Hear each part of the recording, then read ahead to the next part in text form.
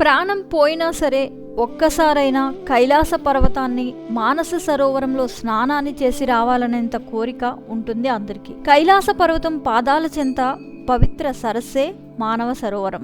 కైలాస మానస సరోవర యాత్ర 5 ఏళ్లుగా నిలిచిపోయింది. కారణం కరోనా అని చెప్పాల్సి వచ్చినా చైనాతో ఉన్న సరిహద్దు వివాదం కూడా ఒకటి. 2020 నుంచి ఆగిపోయిన కైలాస మానస సరోవర్ యాత్రను పునః ప్రారంభించేందుకు భారత్, చైనాలు అంగీకరించాయి. విధానాలను సంబంధిత అధికారులు రూపొందిస్తున్నారు. కైలాస మానస సరోవర యాత్ర ప్రతి హిందువు జీవితంలో ఒక్కసారైనా చేయాలనుకునే యాత్ర. జీవన ముక్తి యాత్ర, జీవన సాఫల్య యాత్ర అని దీనికి పేరు. అదో ఆధ్యాత్మిక ప్రయాణమే అయినా అంతు చిక్కని రహస్యం దాగుందేమో అనిపిస్తుంది ఆ ప్రయాణంలో.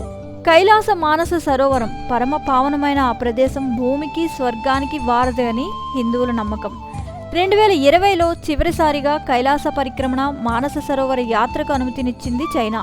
మళ్ళీ ఇన్నాళ్లకు చైనాతో భారత విదేశాంగ మంత్రిత్వ శాఖ జరిపిన చర్చల ఫలితంగా యాత్రకు గ్రీన్ సిగ్నల్ లభించింది.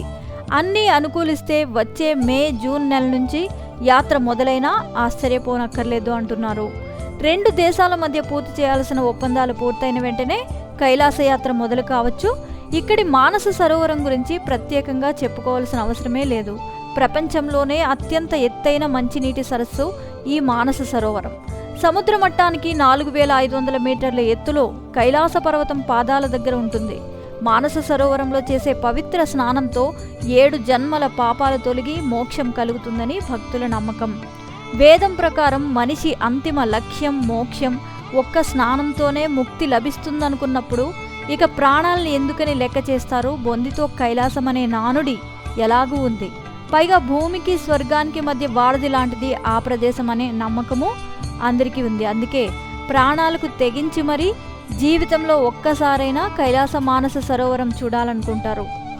5 ఏళ్ల తర్వాత చైనా అంగీకరించడంతో దాదాపుగా ఈ వేసవి నుంచే ఈ యాత్ర మొదలవుతోంది.